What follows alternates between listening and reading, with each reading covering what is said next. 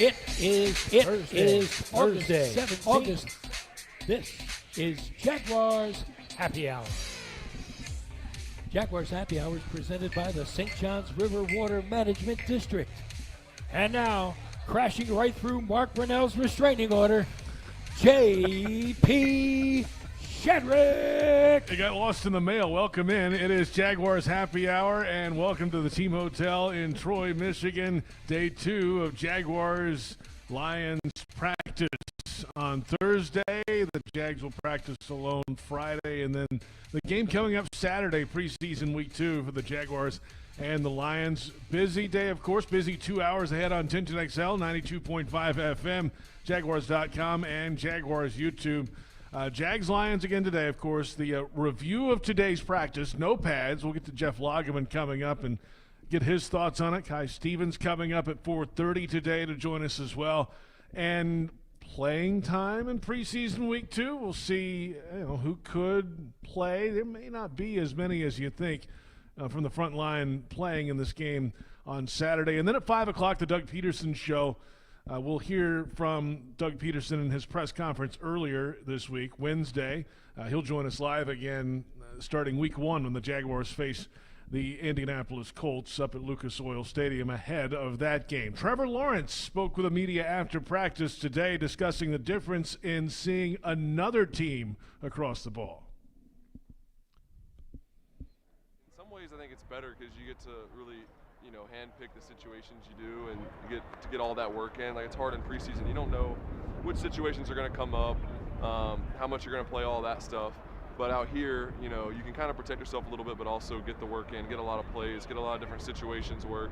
So that's really good. That's Trevor Lawrence. The full availability after practice on Jaguars.com and Jaguars social media. Jags fans want customized Jaguars furniture for your home. Check out ZipChair.com and browse all customizable options. ZipChair furniture for fans. Jeff Lageman, Jaguars analyst. Good afternoon. Good afternoon, JP. We're back. Yeah, no, and great weather here too. By the way. Yeah, pretty nice. It's been nice to see a practice where you have another team involved in the environment that we have. It's just been a joy to be outside, and I'm sure the players loved every minute of it because you could kind of tell. I mean, day 2 typically you kind of have guys that run out of energy when it's hot. I think it was probably more spirited today than maybe yesterday. Felt like it, right? Without pads today. Yeah. There was a little bit of that chippiness yesterday. You might expect it, some thud tempo, a lot of that extracurricular things kind of went on, but nothing really over the edge. Today, okay, it's got to be light, right? There's hold on. Let me finish. Today, okay, let's take the pads off. It's really going to be light, right? No. There was a little more of that today, it felt like. And you're right, to your point. The energy was still there for both teams. They both have a lot to prepare for and some expectations now for both sides that they're trying to meet. Well, I think there was a little bit that was over the edge. Okay. And that was, I think, because of the Detroit Lions defense. They were slinging some of the Jaguar offensive playmakers around a little bit in no pads, and there's just absolutely no reason to have that. There was 2 different occasions, okay? Jermichael Hasty ended up having a linebacker, Jack Campbell, their second first-round pick that they had. He throws Jermichael Hasty kind of into the boundary. I mean, what are you doing? I mean, it's totally unnecessary. And then the defensive tackle, John Kaminsky, grabs Jamal Agnew kind of around the head and then does a spin around and wants to throw him like a discus or shot put. I mean, what are you doing? I mean, and I will give the offense credit. They kept their cool. Yeah. And you want to keep your cool, but at the same token, you can't take that crap. I mean, you have to be able to stand up for your teammates. You have to stand up for yourselves. And I like the way that they did that. Kaminsky yesterday pulled some of the same crap, and I thought that Luke Fortner did a great job of kind of putting a stop to that. And then you had, just like yesterday, today you had the teams kind of come together in the middle of the field, and you had Doug Pederson and Dan Campbell out there kind of going, oh, wait a minute, whoa, trying to cool things down a little bit. I thought for a minute that the head coaches were going to have to take like a little timeout and then have their teams and bring them up and maybe have a little conversation. But coolers cooler heads prevailed. A lot of the yapping kind of spurs a little bit of that on as well. C.J. Gardner-Johnson, the cornerback for Detroit, was yesterday a lot of the time was doing a lot of the chirping with Calvin Ridley when that would go on. I think they know each other from the old days back in South Florida. Either way, it kind of spilled over today. Gardner-Johnson's over on the sideline kind of, chirping from afar to keep it going. Well, look, the reality is that the Detroit Lions defense was the worst defense in the National Football League last year in yards allowed, 30th in points allowed. And so, look, they're trying to change the way that they do their business. And C.J. Gardner-Johnson is a guy that was brought in because he's vocal. He is, I guess he motivates guys with the way that he talks, but he's got a he brings a swagger to a defense that really doesn't have one yet. So I think they're trying to establish an identity, and I've said this before, that I think that the Jaguars defense needs to work on establishing their identity. That identity doesn't necessarily need trash talking and cheap shots against the opponent in a joint practice, but you know what I'm saying is that look, when you are a unit that is trying to establish yourself, there's a certain way that you want to have people perceive you, how you play the game. It is the second week in a row for the Lions to host a joint practice, by the way, so not the first time they've had a team in this training camp. We're on 1010XL, 92.5 FM. It's Jaguars Happy Hour, JP Shadrick with Jeff Lageman. You know what helps the defensive swagger? Pass rush. And a guy that can do it, and Aiden Hutchinson, now going into his second season. Today there were some changes in the Jags' offensive line. Anton Harrison was off to the side, and the team stuff today. Blake Hance got some time over there at the right tackle position. They were moving Walker Little around a little bit today, so some changes there.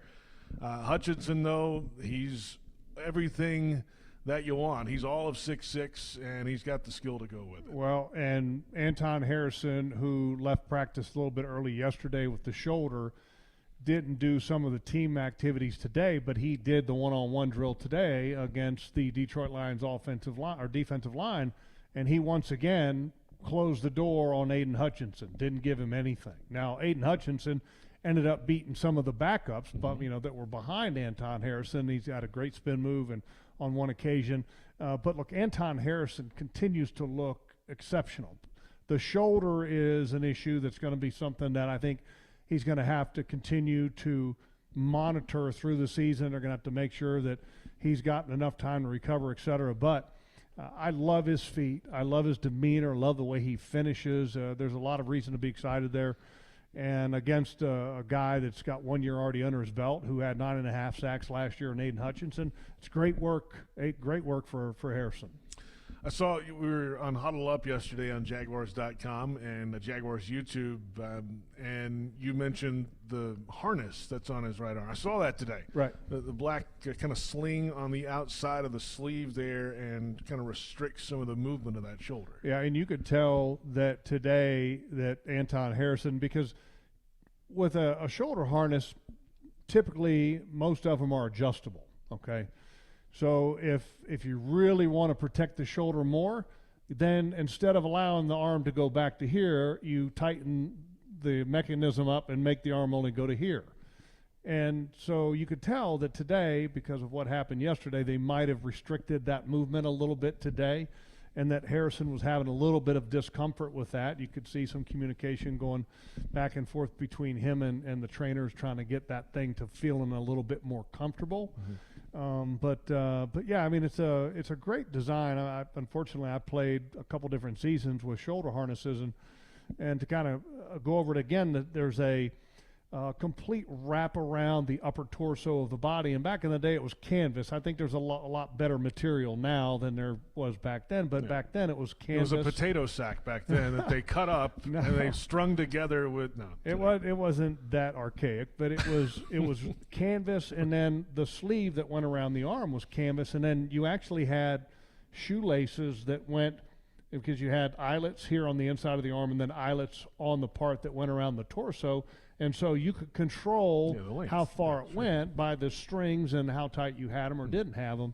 And nowadays, it's like a more of a neoprene sleeve with a couple pieces that go from here to there, or from the chest to the arm, that restrict that movement. So, I mean, it accomplishes the same thing, but it's just a more updated version of it in today's game. And we're talking about Anton Harrison, of course, Jaguars right tackle, who was limited, let's say, in practice today. A couple defensive players were out today. We'll get to that coming up in just a little bit, and one of those at least could be extended a little bit.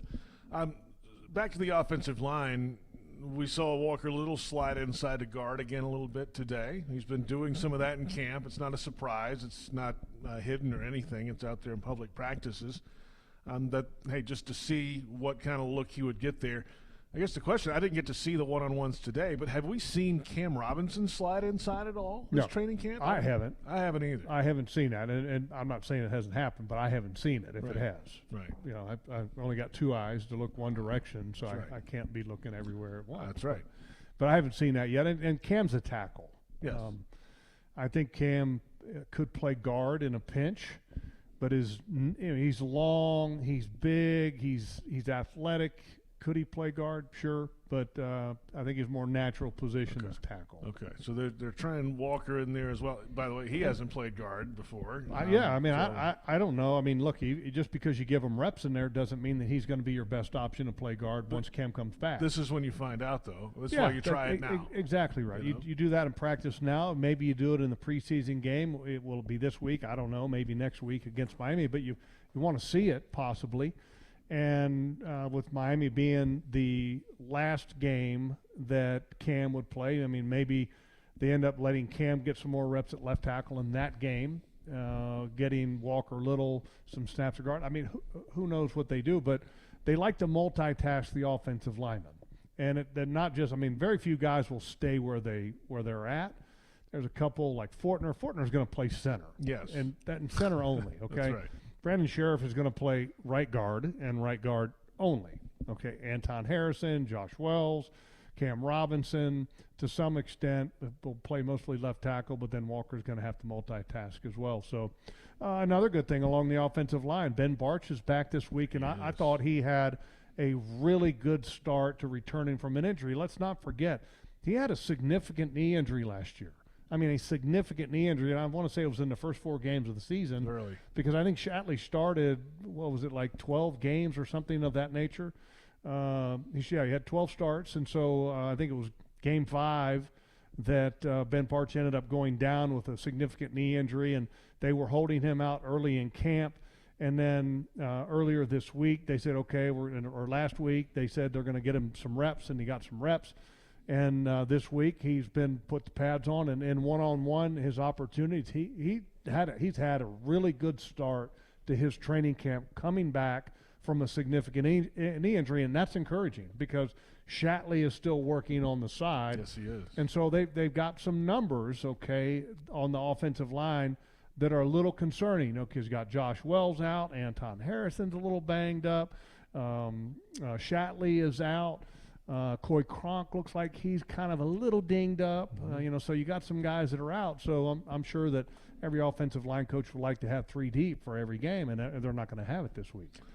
Plenty ahead. We'll come back in a moment and get into the Jaguars' defense today against the Lions' offensive group. Jaguars Happy Hour is brought to you by the St. Johns River Water Management District. Florida's water, it's worth saving. We are off and running. It's Jaguars Happy Hour.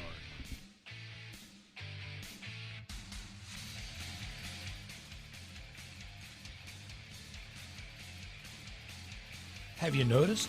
It's raining a lot in our area lately. That means you can give your sprinklers a break and save some money in the process.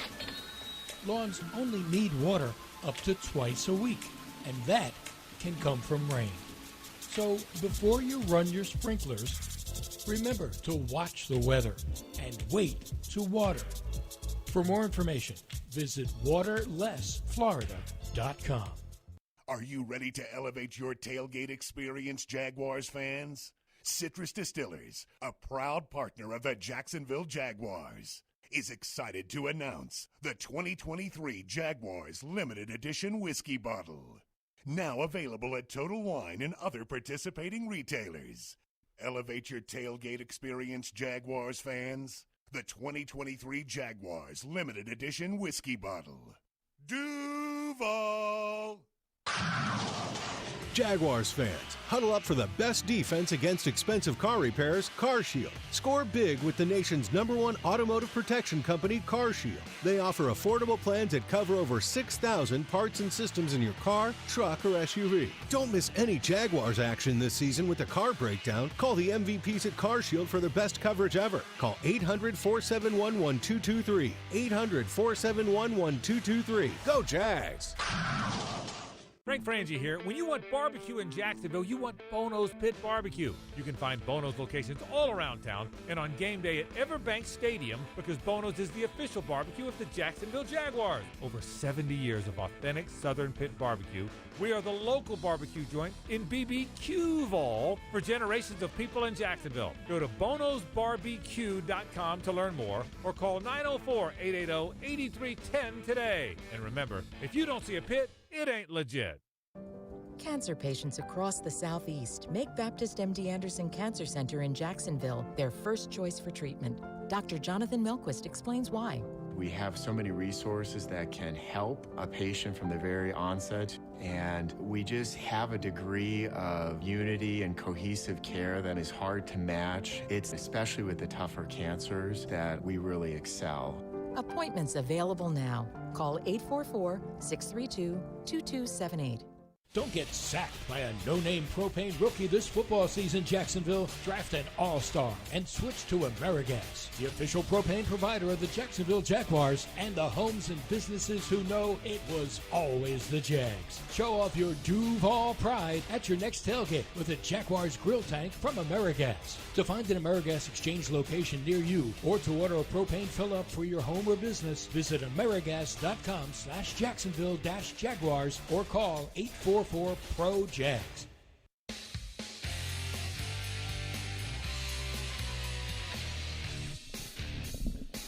Welcome back. It is Jaguars Happy Hour, Thursday, preseason week 2. JP Shadrick with Jeff Lageman from Troy, Michigan at the Team Hotel. Jaguars Happy Hour brought to you by the St. John's River Water Management District. Florida's water, it's worth saving. We're on 1010XL, 92.5 FM, Jaguars.com, and video on Jaguars YouTube today. Glad you're with us. Thank you.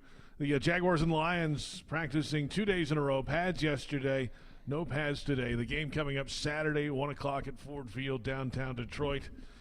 It's two similar teams. We talked about that. Two similar mindset teams, let's say. I think the Jags might be, in terms of the roster on offense, certainly a little bit ahead of where the Lions are. Defensively, the Jags have moments. They can take the ball away. They've got guys. They've got guys that are going to develop and get better. They just got to get a little bit better, right? But it's two teams ascending. That's the whole point. The Lions feel like they're right on the edge of being at the top of the NFC North. The Jaguars were at the top of the AFC South last year, and may not be a Super Bowl preview this week. However, it's two teams that could be knocking on the door. I think what's amazing is that how you look at these two teams. When you look back at last year, they both had the same record. Right, I mean 9-8. Right. Okay, the Jaguars win the division. The Detroit Lions are left on the outside looking in of the playoffs, even though they ended up winning the last game against Green Bay, which gave them a sweep of Green Bay on the season. But look, the NFL obviously thinks very highly of the Detroit Lions too. I mean, that's the marquee game with the Kansas City Chiefs on Thursday night for the opening game in the National Football League this year. That's right. And there's a lot of buzz about Detroit. It's the first winning season they are coming off of in, I think, the previous 5 years. And Dan Campbell's kind of that old, full of testosterone, old school head coach, and the people in Detroit are excited about their football team and they're excited about Dan Campbell. But they're very different teams when you look at the Jaguars compared to the Detroit Lions, especially offensively, because their offense is based on having a very strong running game, a strong offensive line, not putting too much pressure on their quarterback, Jared Goff, where you feel like Trevor Lawrence can handle it. The Jaguars have a lot of talent at wide receiver, whereas you look at the Detroit Lions, their second best wide receiver is somebody that the Jaguars cast off of, and that's Marvin Jones Jr., which Trevor called his security blanket for the last couple of years. So it's very different, and they revamped their running back room. They got rid of the top two guys that they had and brought one guy in free agency, one guy in the draft. But I talked to Dan Campbell a little bit after practice today, and he's incredibly excited about his football team. He feels like that they've got a real strong chance, and their division is not particularly strong, probably similar to the Jaguars in that aspect, that the Jaguars, a lot of confidence in their football team, and the division's not very strong. You know, the two of the receivers were out today. Amon-Ra St. Brown was not available today. Jameson Williams, who's suspended to start the season anyway, and was he's out today. Yeah, I mean, I hate to say this, JP. He's not one of the guys that you feel real confident about from your university, unfortunately. He was banged up a little bit last year, right? Obviously. Well, he was coming back from an injury, okay, that I believe it was a knee injury that he sustained at Alabama. In the playoffs, yeah. And they still drafted him in the first round because he's a burner, a speedster. Didn't play a lot of last year coming back from the injury. When he did, he was used kind of sparingly. Well, then he gets busted for the gambling issue, which there was 3 of the Detroit Lions players that got, and some staff people got busted for gambling. And look, the NFL's got some crazy rules that were very vague and I think hard to understand, so I kind of give them a little bit of a pass. But the way I understand it, Jameson Williams is a little bit of a wild card. From I'm hearing in Detroit, we've got a lot of different people that we have the opportunity to talk with at practice with the Lions, with the people that are covering the Lions, and that he's not grounded very well. So that would be tough for the Lions if you can't end up having that high of a pick be productive. Amon-Ra St. Brown, though, over 1,100 yards receiving last year, 6 touchdowns. He's surely their number 1 guy, and then Marvin's probably right there, number 2. Yeah, St. Brown is really good. I mean, 196 catches in his first 2 years, tied the NFL record that Justin Jefferson and then Michael Thomas of the New Orleans Saints set. I mean, he is everything. The only thing he probably didn't have a real high number of is touchdown catches. I think he only had 6 in both of his seasons, which is not a particularly high number, but he's a good player. But that's why this Detroit Lions offense needs to have a running game. It's going to lean on their offensive line. Jared Goff did a great job last year of protecting the ball. I think he only threw like 7 interceptions, and he didn't have an interception in the last 9 games, which is unbelievable, by the way. And that was one of the reasons why the Detroit Lions ended up being one of the top 5 teams in turnover differential last year, is because not because their defense was great, but because they did a great job of protecting the ball. I think they only turned the ball over as an offense maybe 17 times, which is a great number. This brings us to the Jaguars' secondary conversation, going against some of these wide receivers the last couple days. We know what Tyson Campbell can do. He missed a little bit last week in the concussion protocol. He's back out there, of course. Darius Williams on the outside. But the question mark going into last week's game, that has been a question that Doug Pederson wants answered by week 1, is that third corner spot, nickel corner. Who's kind of the next guy up at corner? And one of the names that he listed last week in our pregame conversation was the rookie Antonio Johnson out of Texas A&M. And I'll be honest with you, I missed this yesterday. I missed him leaving practice. He was out. Yeah, he was out, but he was out today, and it's a hamstring issue. And that's a blow for a rookie who was really starting to make strides in that category. He was, and I saw him in yesterday's practice rubbing his right hamstring, and probably going to miss some time. And I will say this, I think he might be the steal of the draft for the Jaguars. I mean, this is a guy that was drafted in the 5th round. I mean, 5th round. And when you talk to the coaches at the early part of training camp and you just start asking questions, say, hey, who's starting to stand out? And you're not trying to lead them in any particular direction. You're kind of trying to feel out where they want to go. I asked that question of like 3 different coaches, and 2 of them were special teams coaches, because those are the guys you first want to have the conversation with. Because, look, the reality is a lot of roster spots that are up for grabs right now, that's the first consideration that's taken into account. So I always talk to the special teams guys, and then you start to talk to the different position coaches. And when I started asking them about, who's the guy that's standing out, Antonio Johnson was the first name that came up, right? So I'm like, all right, I got to start watching him a little closer. Well, at that point, there was no pads on. So I'm like, well, how in the world can you have that strong of an opinion about a guy that hasn't even put the pads on when he's a safety size defensive back? And then all of a sudden the pads go on. The first game is played in Dallas, and I'm watching the film, and I'm going, wow.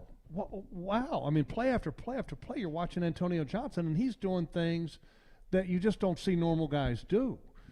He's fast. He's athletic. He can play gunner on punt team. He can block gunners on punt return.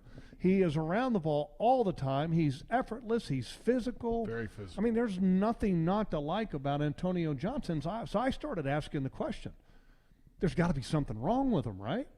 I mean, he's psycho, okay? He's not smart. I mean, there's got to be something, right, that knocked him down in the 5th round. And so I actually asked Trent Baalke today. I was like, why was he available in the 5th round? And Trent said, look, he goes, we had a 2nd-round grade on him, 2nd, 3rd round grade on him. I said, all right, so tell me the truth. I mean, is he psycho? Is he, is he not smart? He goes, no, he's got great character. He has all of the things that you want out of a player upstairs. I mean, he was just a guy that was a safety that, unless safeties make a ton of plays on balls, like Andre Cisco at Syracuse, right? Yep, a lot of interceptions. Tremendous ball skills, making the play on the ball. Unless you're a safety that has those numbers, you can get overlooked, and he got overlooked. But there's no overlooking this young man. I think he's going to be the steal of the draft when you factor in what his draft position is. Hopefully he doesn't miss too much time, because as we've seen in the past with, and not just with the Jaguars, but you see this with other teams, when young players miss a lot of time early, it has a significant impact on their ability to perform in year one. We saw that a little bit last year. Obviously, Devin Lloyd missed a lot of training camp and at a different position, but it kind of caught up with him as the season went along there. It's Jaguars Happy Hour. We continue on defense, and Foley Fatukasi off to the side, and really kind of a week-to-week thing. It feels like he could be ready by week 1. That's the hope, at least. It's not as at least initially not as bad as thought, but I can give him some time day to day, week to week, to see how he can improve. Yeah, but I mean, we heard that. I'm going to add the yeah, but he was banged up a lot last year. Yeah, but this is a foot or ankle or something down there. Okay, and big men and guys that move that kind of weight, if all of a sudden you have an injury to the foot, it can affect the best of the best. And we're not talking about an offensive lineman here. Offensive linemen a little bit more methodical. They know where they're going, where defense is reactive, and you're being reactive with 320 pounds, 300 pounds, whatever Fatukasi ends up weighing. But I talked with him a little bit today. He's positive. He's upbeat about it. He's pretty confident about it. And I think this is something that, once he gets over the initial discomfort of the injury, that this is something that he can work back from. So it's encouraging that this is not going to be anything long-term, or may not be anything long-term. I always like to say may, because coaches and trainers say, well, this is not going to be long-term. Well, last time I checked, it's not your body, and you're not the one who's feeling how you feel. You know what I mean? Everything's minor if it's not happening to you, right? Well, exactly right. Back in a moment. Plenty more ahead. Coming up at the top of the hour, 5 o'clock, it's the Doug Pederson Show. We'll hear from the head coach in press conferences earlier this week. He'll be back live with us week 1 before the Jags face the Colts. And Jaguars Happy Hour is brought to you by the St. Johns River Water Management District. Florida's water, it's worth saving. Kai Stevens joining us here in the hotel when we come back. It's Jaguars Happy Hour.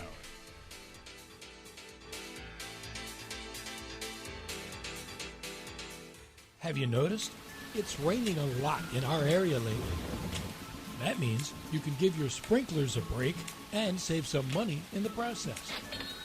Lawns only need water up to twice a week, and that can come from rain.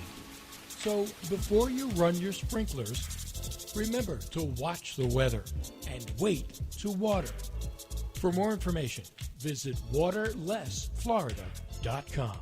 Headquartered in Jacksonville, Florida, CSI Companies partners with leading organizations across the country to deliver workforce solutions. As a proud sponsor of your Jacksonville Jaguars, CSI crafts personalized operations to fuel the success of businesses, both big and small. Whether it's finding the right talent for a job or seamlessly managing a project from start to finish, CSI has over 3 decades of experience in getting the job done. This is your workforce solutions reimagined. Visit CSICompanies.com. Taylor Dahl here for Renewal by Anderson. You will love your new custom windows and doors. For a limited time, buy 4 windows or patio doors and get the 5th free. The first 50 callers get a free upgrade to TrueScene window screens. Plus, easy payment plans tailored to fit your budget. Offer expires August 31st. Restrictions apply. Renewal by Anderson, the official window and door replacement partner of the Jacksonville Jaguars. Visit rbafla.com. License number CGC 1527613. Jaguars fans, Everbank is building its future on the partnership and the performance you know and trust. Take advantage of high-yield savings solutions with money market, online savings, CDs, and more. Visit everbank.com/Jaguars today for your financial advantage. Everbank, member FDIC, and the official bank of the Jacksonville Jaguars. Hey Jags fans, stop dreaming of creating your game day fan cave and build the Jaguars den of your dreams with ZipChair. When it comes to maximum comfort, ZipChair.com is the only place for officially licensed Jaguars recliners, sofas, bar stools, office and gaming chairs, all featuring high-quality embroidered Jags logos.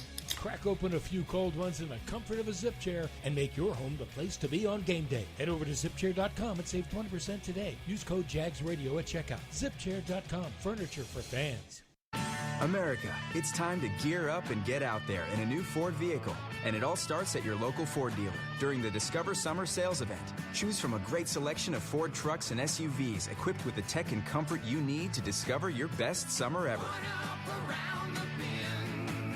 With a large inventory in stock, now is the best time to trade in, trade up, and discover summer with Ford. This is your time to discover summer at your local Ford dealer.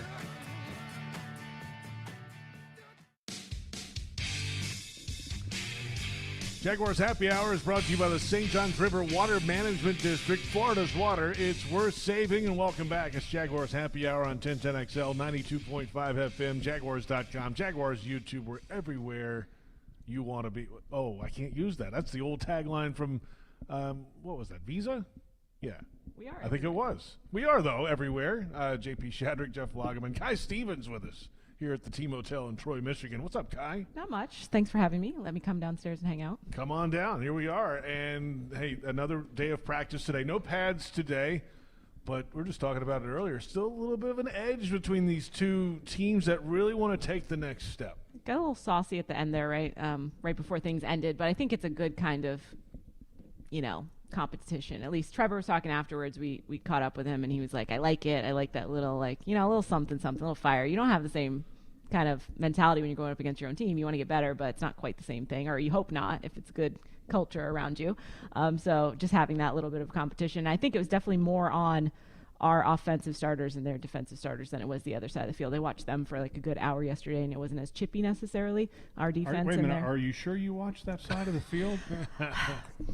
So there's a little I was over there. chippiness that's just not on the field. I gotta say, there's a little chippiness going on off to the sideline too. Yeah, we all work very hard around here, I like to say. Really, some chippiness on X or whatever it's called now. And but hey, and you're right. That was where the bulk of it was today. Jamal Agnew is a former Lion, so he was hearing it from the sideline. We'll hear from Jamal coming up in the Doug Pederson show. I caught up with him after practice to talk about some of that today and dealing with some of his former teammates and the whole deal. It's just kind of part of it when you get in a joint practice like this. And Jamal's such a great guy, and it's not like that he left here on bad terms. No, not at all. And the crazy thing is it's been 3 years removed since he was a member of the Detroit Lions. The roster changeover in 3 years with NFL teams can be almost completely different. Yeah. I mean, totally different. So I'm sure there's a lot of guys on this football team that are going, he used to play for the Lions? What? Right. So that works. Kai Stevens is with us. All right, so what stood out today the most to you about this Jags team? I know it's tough. No pads today, a little different feel. To me, Kai, it was, hey, these guys in the red zone are pretty good. Jags on offense. Yeah, our offense They've got a is really connection good. with Ridley and Kirk. They had another really good few moments today. And things are coming together. Obviously, when in that first preseason game you see Trevor throw a pick, you're maybe like, oh, what is this actually working out? But you have to remember, Calvin Ridley, as talented as he is a new piece to this offense. And working someone as talented as that is into what you already have is difficult. And also, as we like to say around here, Trevor's going to his second year. So there's always that second year jump as he figures things out, gets a little more comfortable. And he's so comfortable with Christian Kirk, with Evan Ingram, and that shows now. And even Zay Jones. I mean, it's very clear that he feels comfortable and they have that trust factor built in. How about the catch that Zay Jones had today? It was like a one-handed, just a freak catch. Mm-hmm. I didn't think he was going to catch it. I was like, oh, my goodness. I was over there hollering, going, look at that catch. And Trevor is so blessed, fortunate, whatever word you want to use, that he has arguably the hardest working group of skill position players that I've ever seen in Jaguars history. And I don't throw around superlatives very much, but I can't think of a group that's worked harder than this group for their quarterback, with Evan Ingram and Zay and Christian Kirk. What do you mean by ETN. that? How? Day in and day out, these guys come to work to go and practice at 100 miles an hour. They don't take reps off. They don't coast. Yeah. They don't come out there with their shoestring or their shoes not completely tied because they know they're not going at full speed. And look, the reality is there's been some divas in the National Football League that will come out to practice in a padded practice, okay, and it's on grass, and they're wearing AstroTurf shoes, which means their whole plan is to not move fast enough to where they need the grip. Whereas these guys come out, they're taped, they're ready to rock and roll, and they're 100 miles an hour. I mean, even Calvin Ridley. And I was always one of these guys that is when you watch the beginning of training camp, you always want to see how the chemistry plays out, especially when you got a new guy like Calvin Ridley, because the chemistry last year was really good with Christian Kirk and Evan Ingram and Zay Jones and Travis Etienne. And so you're like, okay, this new guy that's, going to be a star and getting a lot of attention, how's he going to fit in? And after the first couple of days, I said, he's going to fit in just fine because he's got just as good of a work ethic as everybody else, and he works his tail off. And you could tell that Trevor and the rest of the group appreciate that. And they use it as motivation. I think, like, if you have someone that talented come in, some people could be, not necessarily jealous, but just kind of like, am I going to get the same amount of balls thrown my way? Like, where is my role changing? And it feels like they've all really adapted quite well to, this is going to make us better. Him getting double team is going to help me, like, personally. And then also what they do and just working on their own craft. No one's, like, slacking or worried or trying to find a way out. They're definitely all buying in. Even we talked to Evan Ingram last week, I think it was, and he was talking about this is the first time he's intentionally building a relationship with a quarterback that he's played with. He's played in New York before, but, Eli's at the end. Daniel Jones' time was a little bit different there. And then this, now that he knows he's going to be here, not that he wasn't doing it last season, but, all through the offseason, they work out with Trevor all through the offseason. They go, they play, they're practicing by themselves. It's not just mandatory minicamp and all that stuff. They're working on this year round. I happened to catch the last episode of The Hunt, and I caught Evan's comment, or actually I should say it was Trevor's comment, because he said he was asked the question, when did you find out about Evan Ingram's extension? And he goes, well, I was actually with Evan when that happened. And I'm sitting there going, see, it's perfect. I mean, those guys are working on the relationship. They're working together. They were in Arizona, I believe. Yep. And working out together when Evan found out about the extension. I mean, that's exactly what you want. If you're looking for the MVP of the truck game, then look no further than Ford F-150, loaded with impressive capability and designed to dominate work, play, and everything in between. This truck makes tough look easy. Your local Ford dealer, proud partner of the Jacksonville Jaguars. It's Jaguars Happy Hour on 1010XL and 92.5 FM. JP Shadrick, Jeff Lageman, and Kai Stevens from the Team Hotel in Troy, Michigan, as the Jaguars the last 2 days practiced against the Detroit Lions. Now, a day tomorrow to themselves for the Jags, and then it's Saturday. It's preseason week 2. It's a 1 o'clock kickoff time at Ford Field, downtown Detroit.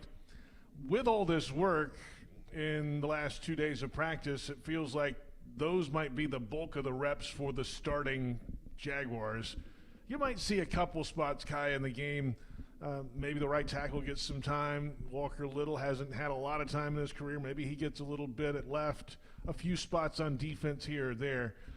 They've got to see some depth on this team still, and this is the time to do it. Next week could be the dress rehearsal, last chance out. So Who do you want to see maybe deeper down stand out? This might be one of their last chances to truly shine under the lights, Kai. It is, and this is probably the game where if you're on that bubble or you're not quite sure, you can really cement yourself. And for me, I think I look at people that showed out in the first game. You know, if it's Gregory Jr. having a follow-up game, that's just as good. So then it makes it an easy decision, right? Because if he has a great preseason game 1 and then doesn't do as well in preseason game 2 when he's playing a lot, then it's like, well, is the first thing what you're actually going to do in a game, or is it the second game? So I think that makes it a little more difficult. I want to see that Yasir Abdullah do as well, follow up on a great first game. And I know, Jeff, you're very complimentary of his just natural abilities to pass rush. So if he can continue to do that and grow, and that's what I'm hoping for, at least on defense. In terms of starters, put him in bubble wrap. I don't want to see him for a couple weeks. Like, you don't even see him next week. I don't. I mean, I know they want to get out there, and I know Trevor probably wants to play a half or whatever it is. I'm all set. I know what they're able to do, and I'm just, and then a couple injuries yesterday or a couple things flaring up. I'd rather just play on the side of caution for me. But I'm a little more cautious than most. So yeah, I mean, I know you probably want them all playing. I don't want them all to play. I just want them to at least kind of get that. You got to work on getting ready to play for the season. Yeah, I understand. And look, I don't want to see him for very long, no. But it is football, and there's natural inherent risk. That's just the way it is. I'd like the idea of having a 3-game preseason. The second game or the second week of the preseason, going somewhere to practice with somebody, so then you can limit your exposure in that game by not playing some of your starters in the game, by getting them a lot of reps with practice. And then the last game, hey, look, it's time to get our starters ready for the season. And then again, going back to the second game this week, this is when you need to evaluate your guys that you're going to be trying to figure out. Are they good enough to be on our roster? Are they good enough to be with the 53, or are they good enough to be on our 16-man practice squad? Mm-hmm. This game is going to be, in some cases, the last opportunity for some guys to show something to this coaching staff and this personnel staff. Let's see it. Let's see it under the lights in the dome on Saturday. Well, there's lots of positions. I mean, defensively, the cornerback position you've got to take a strong look at. That's probably, if you look at all the positions across this football team, that's the number one position that the coaching staff and the personnel staff are sitting there going, somebody please step up. Somebody show me, and not to where to make my decision easier, to where you're clearly the best choice. Who are some of those guys? You mentioned Gregory Jr., second-year guy, but there's a couple guys they drafted last year, a couple this year that could be in that mix to maybe get one or two out of, right? Well, I mean, here's the list. Devad Wilson, who's an undrafted guy from Central Florida. Eric Hallett, who's a draft pick from Pittsburgh. Gregory Jr., who, like Kai said, had a very strong start, cause fumble, recover fumble, one on special teams, one on defense last week. Clay Brooks is going to have to show something, but the one thing Clay Brooks is hands down the best gunner on this football team. The best gunner on this football team, and that's a critical part of special teams. Tavon Campbell, another guy that's going to have to show something in this game. Caleb Hayes is kind of on the outside looking in right now. Broswell had the diving interception in the Dallas game. That was impressive. Monteric Brown, kind of an start against Dallas. He's got to show something. And Trey Herndon, you know what you're going to get. Steady, good tackler, physical, can play excellent zone, but at times, if you can't, put it this way, you couldn't line Trey Herndon up against Christian Kirk in the slot. Okay. And play man. Okay. You couldn't do it. I mean, right now, that's the question the Jaguars are trying to answer. Who can we line up to cover a Christian Kirk in the slot when we go to nickel? And right now, they don't have a definitive answer. That's what they need this preseason for at that position. I don't know how many teams actually have that answer, though. There's some teams that do. The Philadelphia Eagles last year had the 3 best corners in football. You know, I mean, that's one of the reasons why they went to the Super Bowl. You know, look at the Kansas City Chiefs. They struck gold on some late-round picks at the corner position, and they were young, but they were playing well in the back end. And part of that was due because they had some guy by the name of Chris Jones up front who was dominant, rushing cover. That definitely helped. Okay, so then the Jaguars are trying to find a little bit of answers in both places, okay, that third position, nickel. And then when I say third position, I'm not singling out cornerback. because the Jaguars are going to have some options at playing safety at that position as well. They did it last year with Wingard kicking down in there and playing that nickel or that dime at times. And so, and then also the question about pass rush. Who is going to be the 4 guys that are going to rush the passer when they get to the regular season? Right now, Kai, give me 4. Your favorite 4 guys right now. If you're going to line up 4 guys to rush the passer week 1, give me your 4. 3rd and 8, Jaguars defense on the field. Who you got, Kai? Trayvon, Josh. I don't know. I'm not sure. Devin Lloyd's been having a great camp, but I don't know if he's going to straight bum rush or not. You're going to put him on the line. You got to give me 4. The 4th one is to be named. It's tough. I can't say for sure, and I'm so curious. Who's your 3rd? Devin Lloyd. Devin Lloyd. Okay. JP, give me your 4. And 4, not Josh 3. Allen, Trayvon Walker. I would probably put Roy Robertson Harris out there. Okay. Pass rush. And yeah, it's tough. That 4th one's tough right now. It is. It's really tough. It is. And it's almost like, do you put Devon Hamilton out there? He's been one of your most consistent pass rushers in training camp. Gets great push. Last year, most successful pass rusher from the interior of the Jaguars defensive front. Okay, and this year he has shown nothing but having success there as well. Roy Robertson Harris has also been pretty strong in camp. I mean, poor Devon, he's going to play like every down on defense at this rate. And here's the part I think that's going to be interesting. I mean, he's a 335-pound guy that you just paid a significant contract to. Okay, but most people look at him as a 1st and 2nd down guy. I don't look at him that way. I look at him as a guy that can play on 3rd down as well, because he's a big man that can push the pocket. And if I'm an edge rusher, give me a big man that can push the pocket every time. It makes my life easier as an edge rusher. So I like Devon Hamilton on the inside. I like Devon, I like Roy, and I also like the possibility of kicking Trayvon down into the middle to give a guy who's big, who's strong, who also has a little bit more athleticism than most of the defensive tackles, and I'm going to stick with it now. I mean, 56 has got some natural pass rush ability. Sir Abdullah you're talking about, yes. Yeah. The old 56 too. Of course, everybody knows. Yeah, you're going to get in there? Yeah, a little bit. I just kidding. A little bit.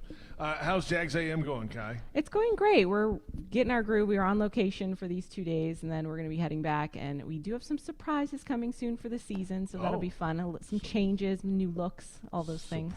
Surprises. I know you're not up at that hour. I'm just kidding. You are up at that hour. You're just hanging out by yourself. JP comes into the studio in the morning, and has his alone time for 2 hours, and he's always jamming out by the time I come in. That's exactly what happens, actually. Hey, and you're going to be on the sidelines again Saturday? I am doing the radio broadcast tomorrow with my friend over here, and it's been fun. Yeah, she's doing a great job. It's been great because you know what? I love stories, and she tells stories from the sideline. I love a story. I love to tell a good story, so please tune in. We don't know who's playing yet, but we'll be there. Kai Stevens will be there for sure. Thanks for coming downstairs here at the hotel. Thanks, guys. Back in a moment, plenty more ahead. Jaguars Happy Hour is brought to you by the St. Johns River Water Management District. Florida's water, it's worth saving. The injury report, some final thoughts. Then at 5 o'clock, it's the Doug Pederson Show. This is Jaguars Happy Hour.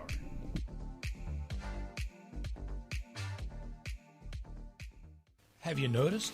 It's raining a lot in our area lately. That means you can give your sprinklers a break and save some money in the process. Lawns only need water up to twice a week, and that can come from rain. So before you run your sprinklers, remember to watch the weather and wait to water. For more information, visit waterlessflorida.com. As the official supermarket of the Jacksonville Jaguars, Publix is helping fans gear up for game day with the limited-time Jaguar sub. Piled high with hot deli chicken tenders, boar's head bacon, cheddar cheese, coleslaw, and barbecue mayonnaise on a white sub roll.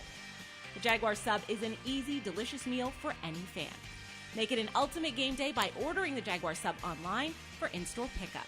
Publix, where shopping is a pleasure. America, it's time to gear up and get out there in a new Ford vehicle. And it all starts at your local Ford dealer during the Discover Summer Sales Event. Choose from a great selection of Ford trucks and SUVs equipped with the tech and comfort you need to discover your best summer ever. With a large inventory in stock, now is the best time to trade in, trade up, and discover summer with Ford. This is your time to discover summer at your local Ford dealer. Tackle your marketing needs with Kessler Creative. Providing direct mail services for more than a decade, Kessler has a wide range of services from small mailers to large banners and signs.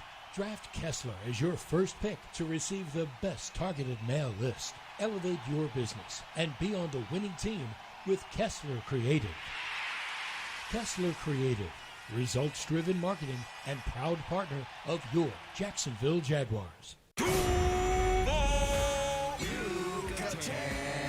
Everyone wins when two great traditions team up. Yucatan Guacamole is a proud partner of the Jacksonville Jaguars. Our authentic guacamole recipe starts with hand-scooped avocados and ends up in your hands fresh and ready to enjoy. Grab some on game day at the Yucatan Cantina or Yucatan nacho carts around the stadium or at local retail stores. Sack your snack game with Yucatan Guacamole. Hey Jaguars fans, it's always game on with Dunkin'. So grab a coffee and kick off the action, whether that's drinking a cup of coffee on your way to the game or grabbing one to go before watching at home. Dunkin' is always there to help you get your game on. Just like the pros, we need to be at our best come game time, which is why Dunkin' is the most important part of your game day ritual, because it's always the best call for football. America runs on Dunkin'. Jaguars Happy Hour is brought to you by the St. Johns River Water Management District. Florida's water, it's worth saving. JP Shadrick, Jeff Lageman from the Team Hotel in Troy, Michigan. The Jags and the Lions coming up preseason week 2 Saturday, 1 o'clock kickoff time at Ford Field. We're on 1010XL AM, 92.5 FM, Jaguars.com, Jaguars YouTube here on Jaguars Happy Hour, the Doug Pederson Show coming up at 5 o'clock. And it's time now for the injury report presented by Baptist Health and the Jacksonville Orthopedic Institute, the official sports medicine provider of the Jacksonville Jaguars. A few names starting to add to the list here. DeJuan Smoot still in the active, physically unable to perform list. He's off to the side getting work in. It could be into the season before we even see him start to get closer and closer. Tyler Shatley, the Jaguars' interior offensive lineman, still off to the side after the AFib episode of about a week or so ago now. Coy Cronk off to the side again today. Anton Harrison had some one-on-one work, as we referenced earlier, Logs, the right tackle, but in teamwork did not get out there today, and we'll probably see him in the game on Saturday against the Lions. Ross Matisic still unavailable. Carson Tinker is here, was signed. He's snapping, which is funny. Carson Tinker's he's a super nice guy. And he's got 10 years in the National Football League. Last year, he was with the Seattle Seahawks. Talked with him today for a good bit, and he knows he's kind of towards the end.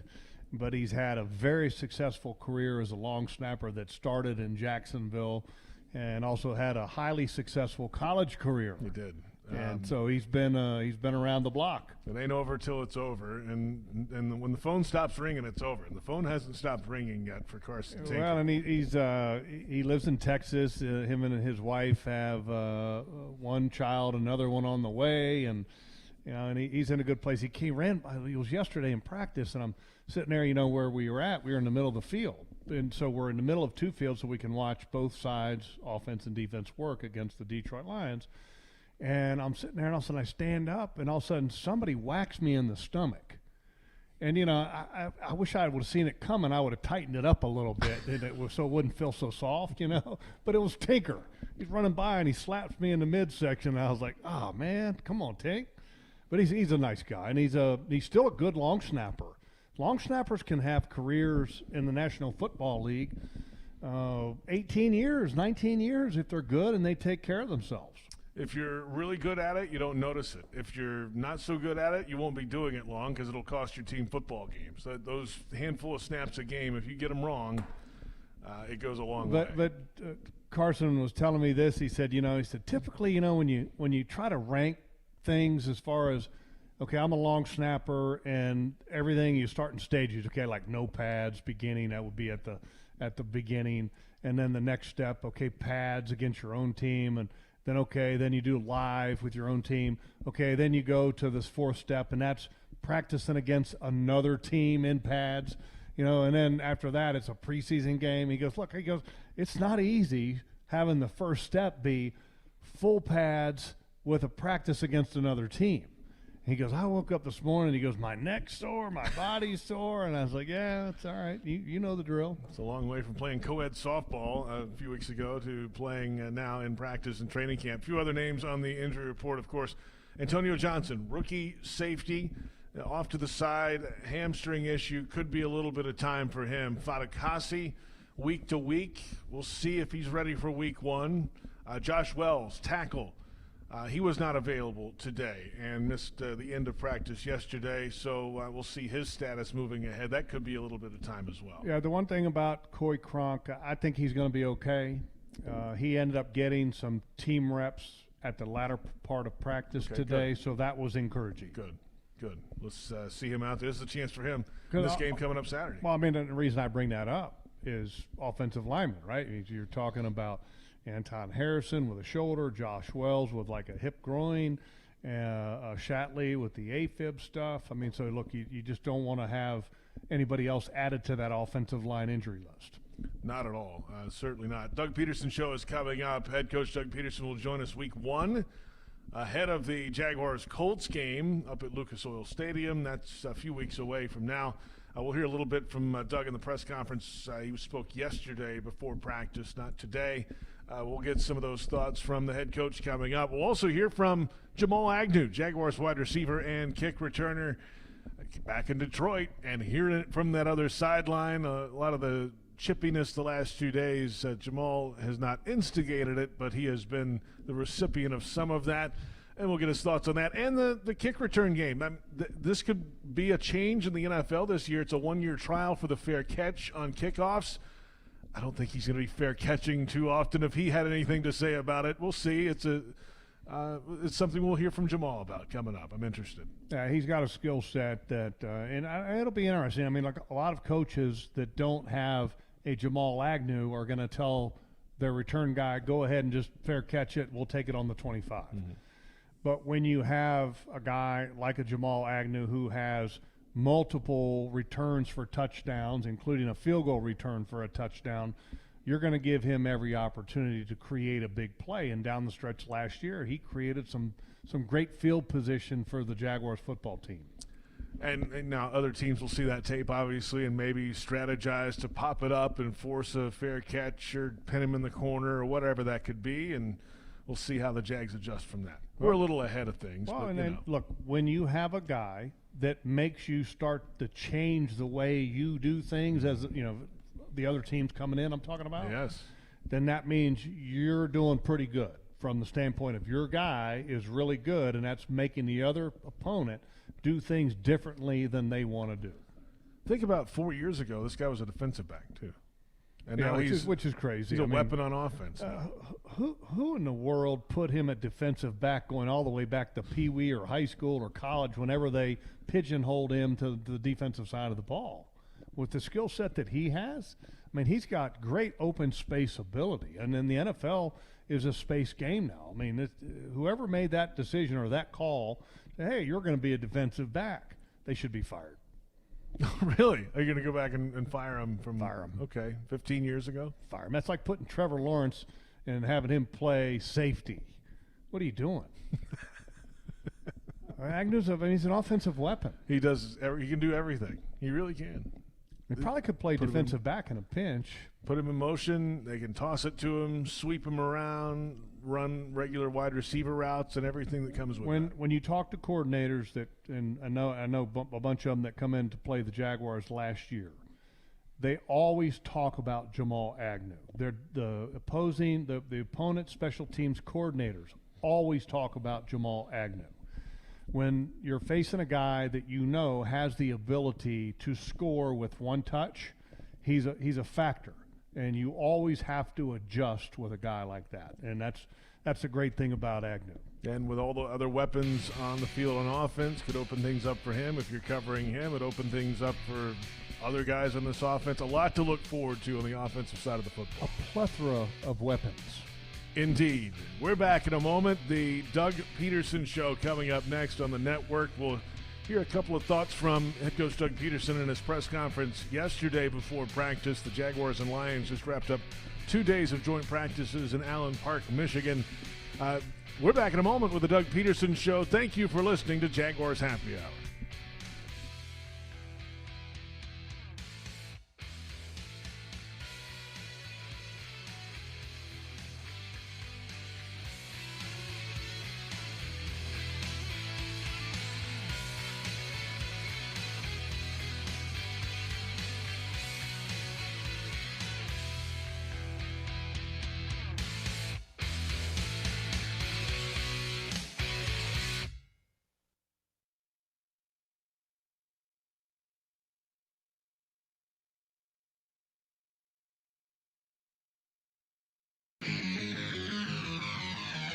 Welcome to the Doug Pederson Show.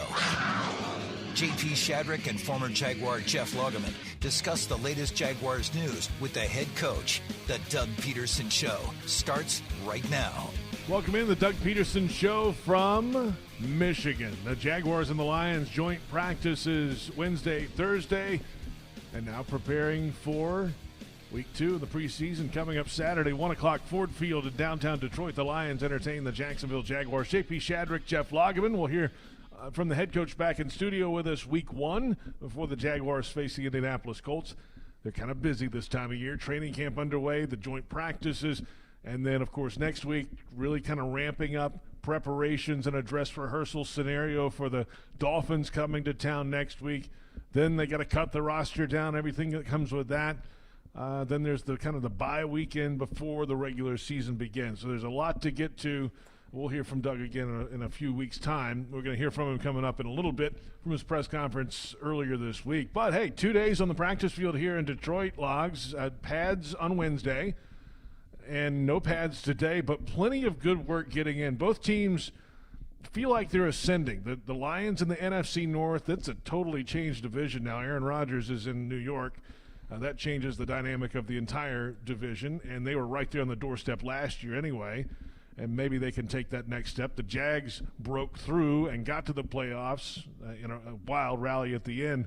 They're built for something great ahead. So it's two ascending teams feeling like they're getting a lot of work done this week. Well, both teams ended last year on a real positive note, even though the Detroit Lions didn't make the playoffs. To be able to beat the Green Bay Packers. And here's the thing I think that was impressive. I think they knew before the game that they were out of the playoffs, but yet they still beat the Green Bay Packers, which gave them a sweep of the Green Bay Packers, which has been the team that's been controlling that central division for many years. And so I give a lot of credit to Dan Campbell for motivating his football team and playing in an excellent game and winning that game in a game that really didn't have any importance. And they finished the season. I mean, they started the season out at 1-6, and then they ended up finishing it strong. So credit to Dan Campbell, and there's a lot of excitement. They were 9-8 to finish the season. The Jaguars were 9-8, won the division. So I think both teams were excited about the year, and talked with Dan Campbell a little bit after practice today. An old player, kind of talking to another old player, and I asked him about his football team, and he said, look, we're really excited about our football team. We feel like we got a real good chance. And he really appreciated the work of yesterday and today that they had with the Jaguars. And he said that, anytime you can get a look against different scheme, which the Detroit Lions run more of a 4-3 of a defense, right? The Jaguars run a 3-4, so it's a different scheme look there. But then he also was going on and on and on about the Jaguars' length that they have on defense. When you look at Trayvon and Josh and Gotsis and Roy Robertson Harris, some big, tall fellows, and whereas his defensive line, he's got some length on the edge there with Aiden Hutchinson, but besides him, there's not as much length. And so he felt it was great work for his football team, also great work for his defense against an offense that has a lot of talent like the Jaguars do. So I think both head coaches came away from these 2 days with a real positive attitude towards what they accomplished in 2 days. We've had a really firsthand look at the Jaguars offensive training camp, of course, and we haven't seen the full go offense. They're far away from that. They're going to hold all that until week 1 of the regular season. But you're seeing in moments in practice out here in Detroit some of the same things we've seen against the Jaguars back home, right? I mean, these guys are dynamic at wide receiver. They're able to get open in the red zone. Plenty of 7-on-7 and team red zone, goal line, corner, touchdown passes. And that's what kind of stood out to me this week. You're going to see, I don't want to say a basic, you're going to see the meat and potatoes offensive game plan in these joint type of practices, okay? You're not going to see, okay, we've designed a play because they like to play cover 2-man when we get to this particular yard line. Right, and number X is over here now. Exactly, and we can take advantage of this matchup, our guy against that guy. Pre-snap motions, none of that. None of that, okay? And you won't see any of that on Saturday at 1 o'clock against the Detroit Lions either, because that's just not what this preseason is about. This preseason is about working the core of your offense, getting an honest evaluation of your personnel. You start game planning. You'll have a little bit of a game plan with the Miami Dolphins just because you want to see how some of these guys on the fringe of the roster can digest an offensive game plan, how they can handle it. But for the most part, the real game planning and for me, the real specialness of this Jaguars offense, because they have some incredible offensive minds with Doug Pederson and also Press Taylor. I mean, these guys, Mike McCoy, Phil Roush, I mean, these guys are all really sharp offensive game planners. So, I mean, but they don't want to show all their secrets in the preseason, you know. And here's the other thing. This Detroit Lions offense also has a very young, sharp mind in Ben Johnson. Ben Johnson was, from what I hear, was offered the job, if you remember, with the Carolina Panthers, but then pulled his name out of the running and said, "No, I'm gonna stay where I am," which is huge for the Detroit Lions. Yeah. And Ben Johnson is going to be, if the Lions have another good offensive year, he will be the hot young candidate to be the next head coach in the National Football League. That's how bright of a mind that he has. Now, talked with Mark Brunell about it because, you know, you hear that stuff, and so I go and ask Mark Brunell, who's the real deal here. Right? He's the quarterbacks coach of the Detroit Lions, former Jaguar great. I mean, and, you know, still got a lot of roots in Jacksonville. We'll always have roots in Jacksonville. And he said, Jeff, he goes, you wouldn't believe it. He goes, and Ben's younger than Mark. Mark's been around the game longer than Ben, but he said, look, Ben is an incredibly bright mind. He goes, he's one of the brightest offensive minds that I've ever had the exposure of being around. That is high praise, incredibly high praise coming from Mark Brunell.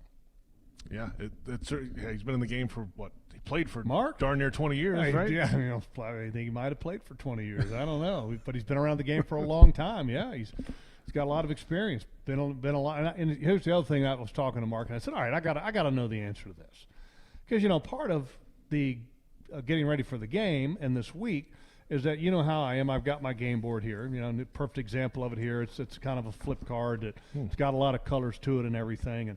And so as I'm doing the Detroit Lions depth chart, I'm going down and I'm sitting there looking at, okay, Jared Goff, starter. Number 2 is Nate Sudfeld. Number 3 is a guy by the name of Adrian Martinez, who I don't know him. And then Hendon Hooker, a draft pick, right? And Hendon Hooker was a third-round pick. You know, had the ACL last year against South Carolina and is still coming back. He's on the NFI list. And then I see Teddy Bridgewater. Yeah, that's right. And I'm looking on the roster, and as I'm putting the information in, Teddy Bridgewater is wearing number 50. And so I went to practice yesterday, and I thought it was a misprint. But no, Teddy Bridgewater is wearing 50. Yep. And so I had to ask Mark today, I said, why in the world is Teddy Bridgewater wearing 50? Right? I mean, first of all, he's a quarterback, and he's going to be their backup this year. He's going to probably supplant Nate Sudfeld as the backup. And he said this. He said, in the preseason, players can wear whatever numbers they want to wear because you got 90 guys on the roster in training camp. And he said that Teddy Bridgewater has always worn number 5. And so I said, okay, so who's wearing number 5? And he said, well, David Montgomery. Yeah, the running back. Okay, David Montgomery was here before Teddy Bridgewater, and he claimed number 5. Well, David Montgomery wore number 32 for all of the years that he was a Chicago Bear. So right now, Teddy Bridgewater and David Montgomery are in negotiations for the number 5. Brian Branch is number 32 now for the Lions. Second-round pick safety from Alabama who right. wears number 32. So my question is this. Did David Montgomery not want to wear 32, which would allow him to wear the number he's always had, let the rookie figure it out because he wore 14 at Alabama. 14 is available, I believe. No, Amon-Ra St. Brown is 14. He definitely is not getting no that chance. one. No chance at all. I don't know the Lions' politics, but I don't think that's happening. It's just funny how one story you ask a question about why a guy's wearing 50, and then you see how this whole chain of events for jersey numbers and everything kind of works with a roster. Interesting. We're back in a moment, Logs. We'll get into the Jaguars' offense and some players up front that have been dinged up this week and what it might mean moving ahead for this Jaguars team. We are off and running. It's the Doug Pederson Show on the Jaguars Radio Network.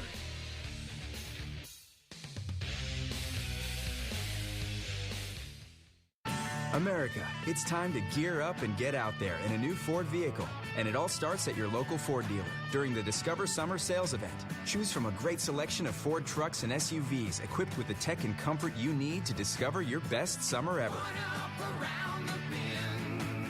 With a large inventory in stock, now is the best time to trade in, trade up, and discover summer with Ford. This is your time to discover summer at your local Ford dealer. Football and Miller Lite. Duval's greatest pairing. Can cracks at kickoff. Tailgates going well past postgame. Sunday night overtime. Followed by Monday morning pride. Knocking on bar tops for luck. Kicking back on any given Sunday. You never forget the way some things taste. Jags football tastes like Miller time. Celebrate responsibly. 2023 Miller Brewing Company, Milwaukee, Wisconsin. Cancer patients across the Southeast make Baptist MD Anderson Cancer Center in Jacksonville their first choice for treatment. Dr. Jonathan Melquist explains why. We have so many resources that can help a patient from the very onset, and we just have a degree of unity and cohesive care that is hard to match. It's especially with the tougher cancers that we really excel. Appointments available now. Call 844-632-2278. Hey, Jags fans, Everbank is driven by performance, strength, and security. Start building your legacy today with Everbank's Yield Pledge accounts, all of which deliver a yield in the top 5% of competitive accounts nationwide. Visit everbank.com/Jaguars for your earned advantage. Everbank, member FDIC, and the official bank of the Jacksonville Jaguars. Welcome back. The Doug Pederson Show continues right now.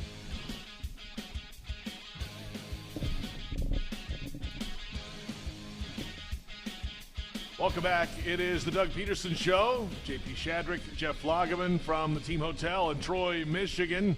The Jaguars and the Lions practicing yesterday and today. The preseason Week 2 game coming up Saturday, 1 o'clock at Ford Field. We continue with some of the aftermath of yesterday's practice. A few guys banged up for the Jaguars yesterday. Let's start on offense, on the offensive line. Josh Wells not out there today. There could be some time away for him. He wasn't even dressed today. No. He was on the side wearing sweatpants and tennis shoes. That's right. Anton Harrison left practice yesterday. Was back out there today in some one-on-one stuff. Didn't do a lot of the team or really any of the team 11-on-11 stuff today, but he was out there in uniform, has the harness on his right shoulder, and you might see him in the game on Saturday. Yeah, for an offensive lineman, a young offensive lineman, you never want to see anybody get hurt. The shoulder is one of the most complicated joints in the body, okay? And for an offensive lineman, the ability to control a defender is everything when it comes to the shoulder. That's what you got to have. And that's something that's going to be worth watching, and it's probably going to be a situation where he's just going to have to manage it throughout the season, and then at the end of the season, and you take a look at it, see where it's at, and if, maybe does it need something fixing, I don't know. But that's typically when you see a guy wear a harness, that means that there's something wrong that needs to be fixed. But with the season upon us nearly, you want to make sure that he's available. And I've played a couple different seasons with a shoulder harness, and at the end of those seasons have had to have something surgically fixed. So I wouldn't be surprised if that's what happens. Tyler Shatley still off to the side after the AFib episode. Still getting some work on the side, but they haven't put him back into the team drills yet. Coy Cronk off to the side again, but was back in there. I think you said it on an earlier show in Jacksonville today, Logs. Back in there late in the team periods today. That's a good sign for him, and a big week to do that. He's got to get some time in this game coming up Saturday. It's a lot on the offensive side. Skill guys, knock on wood, so far so good for the most part. You had to say it, didn't you? But, hey, that's part of the game, right? The offensive line yesterday was really the first kind of big day on the field things happen. So let's see what happens moving ahead there. Now, that said, we talked about Harrison most likely getting some time. You need to see Walker Little a little bit more. Not only at left tackle, maybe at left guard. I don't know if this is the weekend game for that, but we'll see, right? Well, Walker Little is you want to get your young offensive lineman reps, okay? And so, like, Brandon Sheriff probably won't even play him at all, in this game against Detroit. You've also got Fortner in at center, and you're a little light at that position with Shatley out, so they probably will protect him, would be my guess. Left guard, you got a lot of guys that are going to be possibly playing there. Yeah, Barch hasn't played yet. And I don't know if Barch will play in this game yet. He's finally getting some reps today. And he had reps yesterday in one-on-one, and he had really good start in the one-on-one, was impressive, and that was good to see because he's battled back from a significant knee injury that he sustained at the early stage of last year. But I expect a guy like Walker Little to get a lot of snaps. He's a young tackle. He's still developing. He needs the reps. And then Cam Robinson will probably get a ton of reps as well because you know what?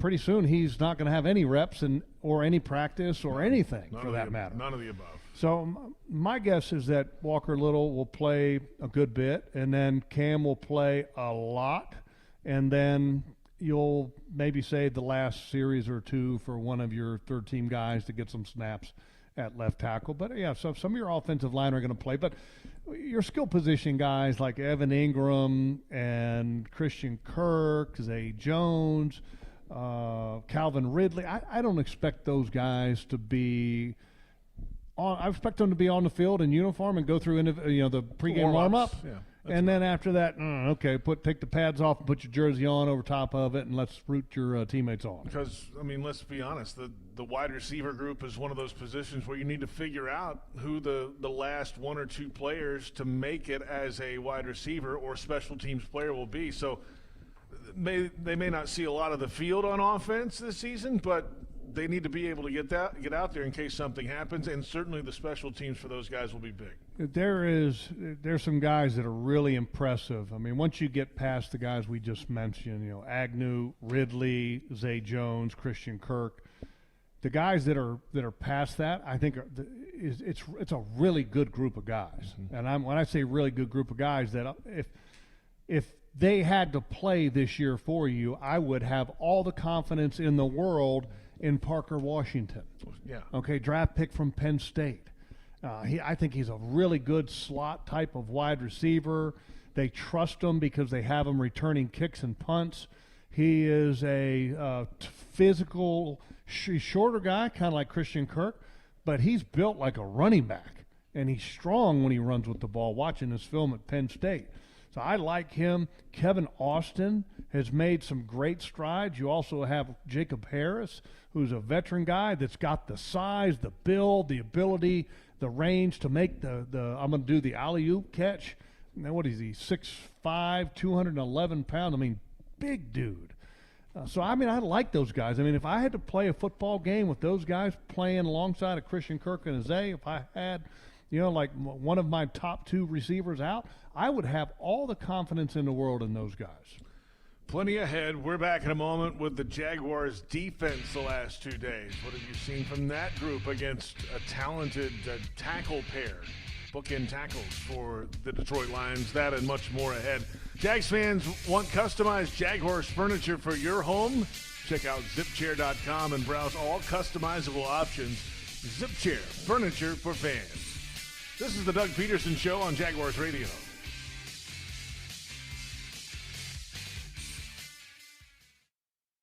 Frank Frangie here. When you want barbecue in Jacksonville, you want Bono's Pit Barbecue. You can find Bono's locations all around town and on game day at Everbank Stadium because Bono's is the official barbecue of the Jacksonville Jaguars. Over 70 years of authentic Southern Pit barbecue.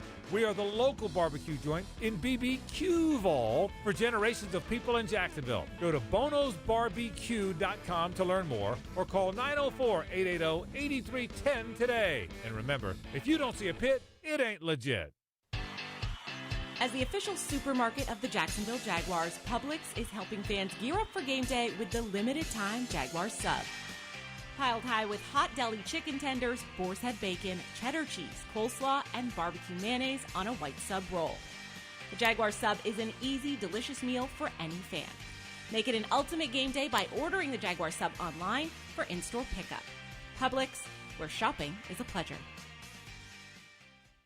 Your hometown gate now has more ways to save. Introducing My Gate Rewards, a new loyalty program with member-exclusive savings and fuel discounts. Earn points on in-store purchases, take advantage of special offers, and save on products you love. Score free coffee, fountain drinks, pizza, and soft serve with Gates frequent shopper clubs. Then use your points on savings at the pump. Download the My Gate Rewards app in the App Store today or ask a store associate for more information. Go from good to Gate.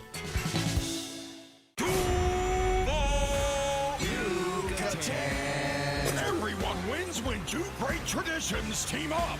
Yucatan Guacamole is a proud partner of the Jacksonville Jaguars. Our authentic guacamole recipe starts with hand-scooped avocados and ends up in your hands fresh and ready to enjoy. Grab some on game day at the Yucatan Cantina or Yucatan nacho carts around the stadium or at local retail stores. Sack your snack game with Yucatan Guacamole.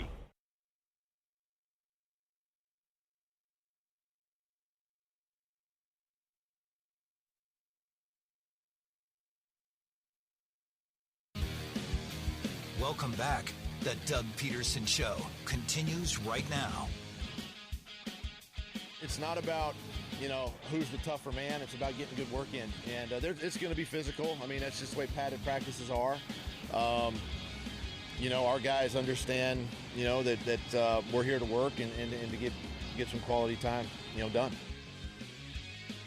Doug Pederson before Wednesday's practice. The Jags and the Lions wearing pads yesterday. Welcome back to the Doug Pederson Show. The full availability with the head coach is now up on Jaguars.com and Jaguars YouTube.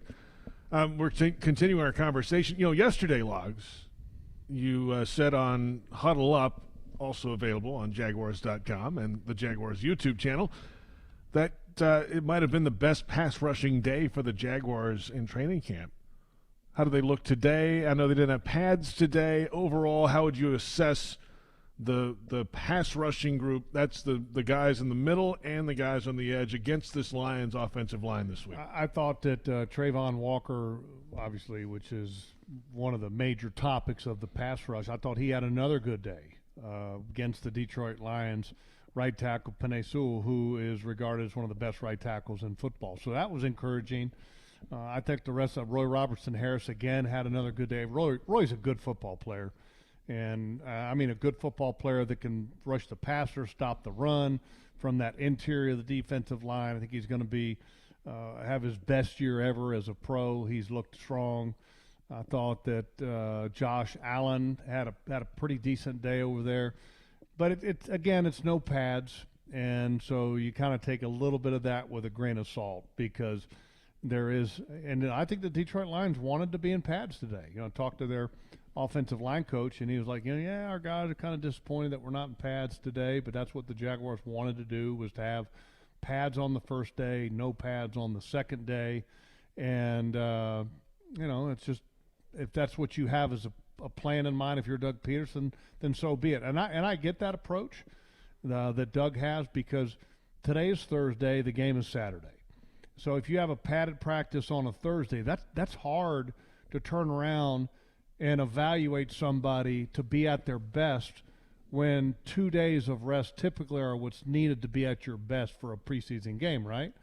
Yeah. So if you're cracking heads on Thursday, it's hard to turn around and crack heads again on Saturday in a game atmosphere. So I get Doug's approach, and from a selfish standpoint, I would have liked to have seen him in pads today, just because it gives me another opportunity to evaluate and more conversation about live drills, etc.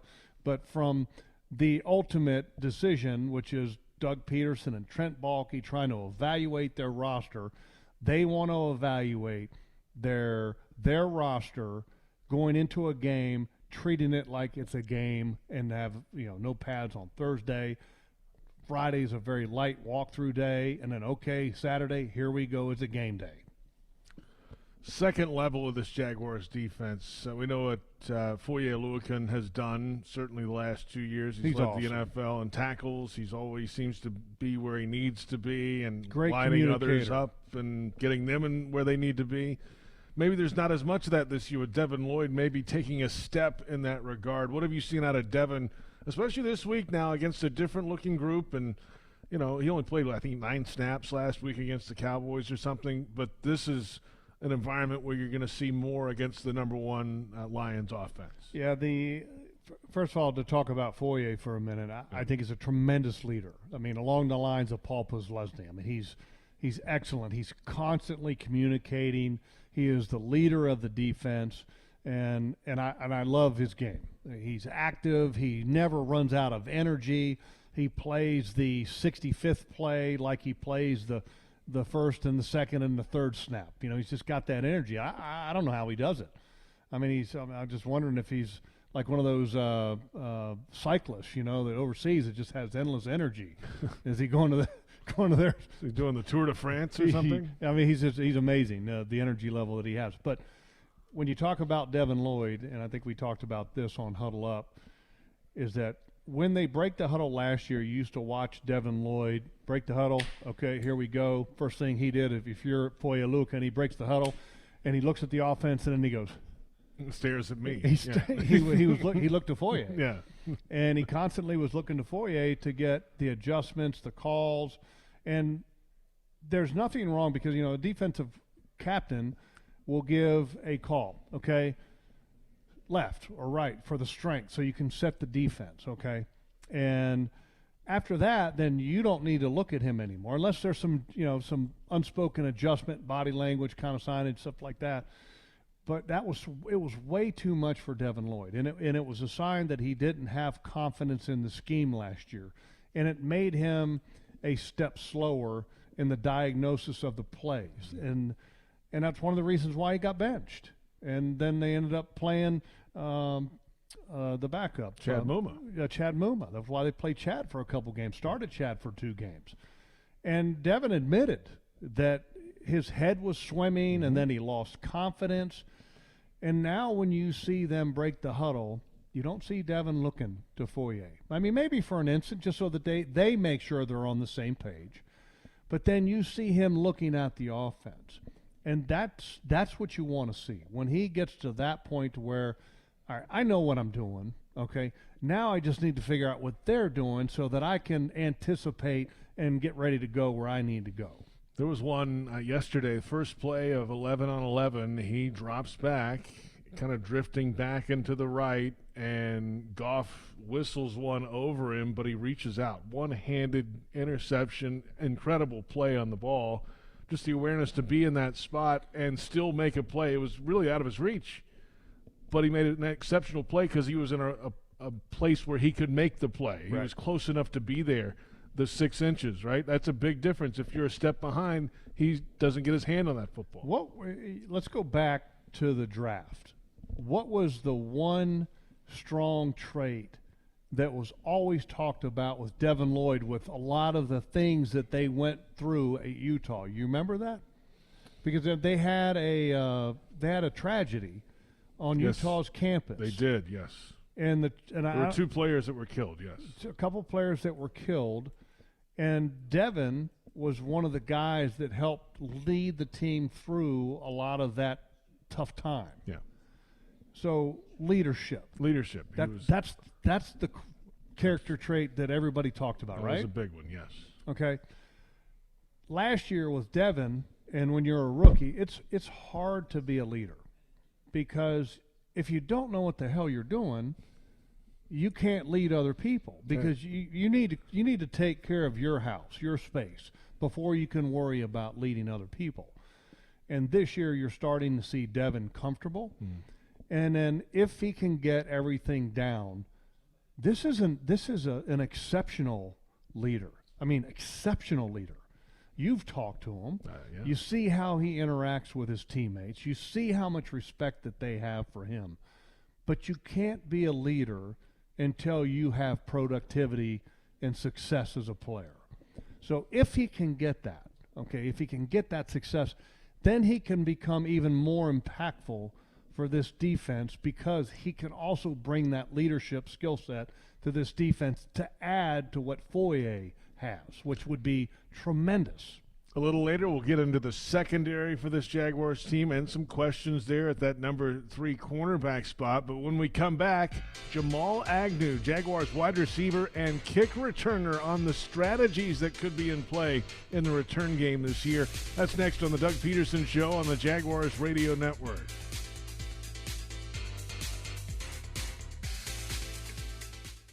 America, it's time to gear up and get out there in a new Ford vehicle. And it all starts at your local Ford dealer during the Discover Summer Sales Event.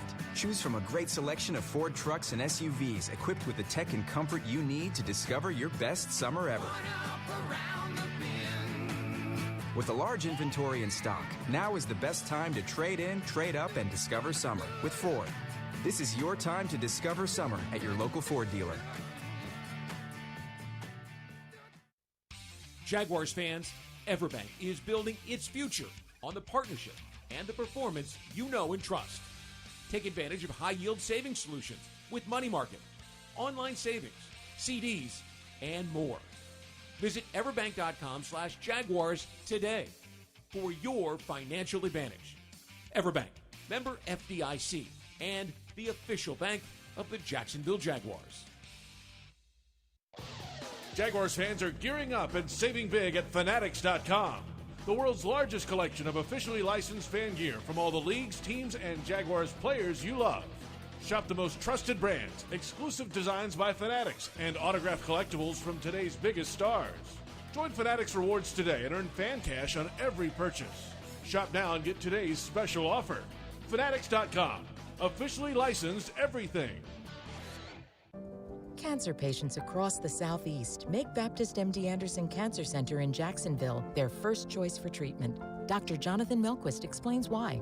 We have so many resources that can help a patient from the very onset, and we just have a degree of unity and cohesive care that is hard to match. It's especially with the tougher cancers that we really excel. Appointments available now. Call 844-632-2278. Welcome back. The Doug Pederson Show continues right now.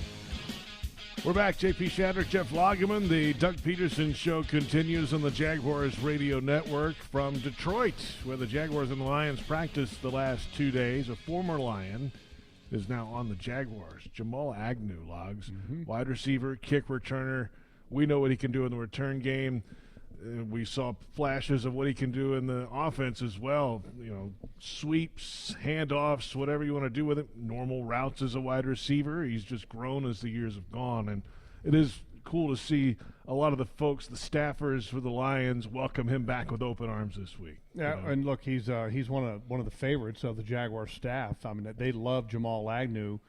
You're talking about a guy that was a former defensive back that then was moved to the offensive side of the ball, who was a returner all along, and then the Jaguars integrate him to the offensive side of things. And now you hear Doug Pederson talk about him. He goes, look, we love him. He can play every position. I'm like, what? You know, yeah, he can play all 3 wide receiver positions. He can play running back. I mean, he's a guy that's versatile. And the more you can do wherever you are, whether you're a special teamer, an offensive player, or a defensive player, and this goes back to the old saying that Mr. Bill Hampton used to tell me. He was the head equipment guy of the New York Jets going all the way back to the Joe Namath years, and he always said this. He said, young man, the more you can do. That's all he would say. Young man, the more you can do. And the more you can do in football, the more valuable you make yourself, because on game day, the coaches are restricted to 53 guys. So if you prove your value that you can play 4 positions on offense, okay, and play special teams, that's a guy that you want to make sure that's on your roster all the time. Agnew returning to face his old team this week, and yes, hearing it from the opposing sideline throughout practice. It's part of the joint practice experience, and that's what you love. You love to come out here and compete. We were ready to compete against somebody other than ourselves. We've been practicing against each other for 2-3 weeks now. DBs are starting to learn our routes and moves and stuff, so it was good to compete against other people, but we expect that from joint practices. Doug talked about it before we got here, was be smart. It's going to get chippy. That's just how it is, but just be smart. Don't take it too far. How better of a receiver are you now than 3 years ago? Light years for sure, just because I feel like every year I've continued to grow, add elements to my game, add versatility to my game. My goal coming into this year was to be the best number 4 receiver in the league. Obviously, we got a tremendous trio in Zay, Kirk, and Rid. And, my goal, when I told the staff this, was, if anybody goes down, God forbid, I want to come in and there be no drop in production, plays being made, everything like that. So that's something I pride myself on, for sure. It takes brains and smarts to hang with that group, right? I mean, especially in your role, you got to step in if somebody's down and run all those routes. You got to know every route tree, every line, everywhere to line up in this offense, and that's not just you. That's everybody in the offense, because they can flip things around, right? Yeah. That's one thing we kind of pride ourselves on in our offense, is just versatility. Moving pieces around. Even if it's a running back, we sometimes put receivers in that running back. Run stuff out the backfield. We have such a versatile group with like our tight ends, Evan, Brenton, our running backs, Travis, Tank, DeErnest, Hasty. Like we have weapons galore, I feel like, but we gotta gel as an offense, be consistent and start fast. Starting fast is probably our biggest goal this year. How do you do that? Just locking in, making the plays that we're supposed to make, converting on third downs, scoring in the red zone. That's one thing we need to pride ourselves on this year. We finished games really well last year. Obviously, that's history, but we just got to come out here and start fast now. Jamal, there's a new rule this year where you can fair catch on kickoffs. Yeah. I don't know how often you'll be doing that, right? Nah, we probably won't be doing that much. Nah, I'm just kidding. If it was up to me, I'll return everything, but it's a little strategic. Obviously, off of the year we had last year, in the return game, teams are probably going to start doing those bloop kicks, to the 5-yard line, kind of red line-ish. And those are tough for returners to get to, especially even myself. So it's got to be decision-making and, like, hey, this week, if we get bloop kicks, maybe we want to fair catch it just to save field position. This game's all about field position and, giving the offense momentum, because getting pinned inside the 20 is a terrible feeling for the offense. Right. I mean, there's not many returners of your caliber in the league. If all these other teams are starting to fair catch, that could give this group an advantage, right? Field position's big, exactly. Flipping the field a couple times, take one to the house a couple times a year, maybe more than that. Yeah. That's something a lot of teams don't have right now. Exactly, and I feel like the return game gets overlooked to a certain extent nowadays, just because of the rule changes and everything. But it was super important for us in that run we had last year towards the end of the season. So that's something we pride ourselves on, is giving our offense good field position, but also it gives you momentum. Like, the fans get into it, the sideline gets into it, and just the whole team, the energy just changes. Jamal Agnew, Jaguars wide receiver and kick returner. I mean, he's had the green light in the past. Why would that change now? But it's a good point there. The strategy could change a bit. The book's out a little bit on this return game for the Jags. Maybe they pop it up a little more and try to force some fair catches. We'll see what the season holds for that group, and certainly Jamal Agnew for the Jags. Let's come back in a moment. We'll discuss that conversation and some more of the Jaguars wide receivers. This is the Doug Pederson Show on Jaguars Radio.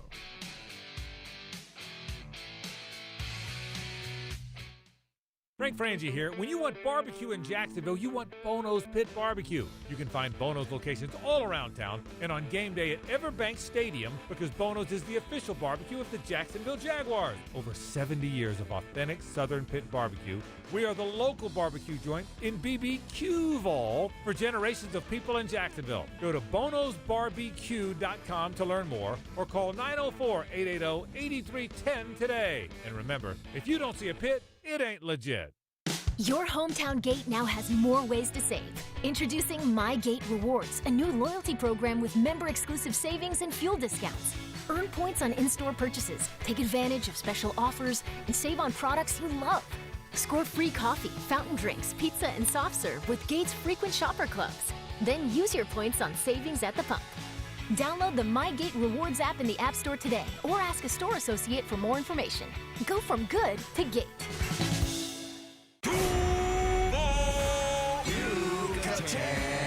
Everyone wins when two great traditions team up. Yucatan Guacamole is a proud partner of the Jacksonville Jaguars. Our authentic guacamole recipe starts with hand-scooped avocados and ends up in your hands fresh and ready to enjoy. Grab some on game day at the Yucatan Cantina or Yucatan nacho carts around the stadium or at local retail stores. Sack your snack game with Yucatan Guacamole. Hey Jaguars fans, it's always game on with Dunkin'. So grab a coffee and kick off the action, whether that's drinking a cup of coffee on your way to the game or grabbing one to go before watching at home. Dunkin' is always there to help you get your game on. Just like the pros, we need to be at our best come game time, which is why Dunkin' is the most important part of your game day ritual, because it's always the best call for football. America runs on Dunkin'.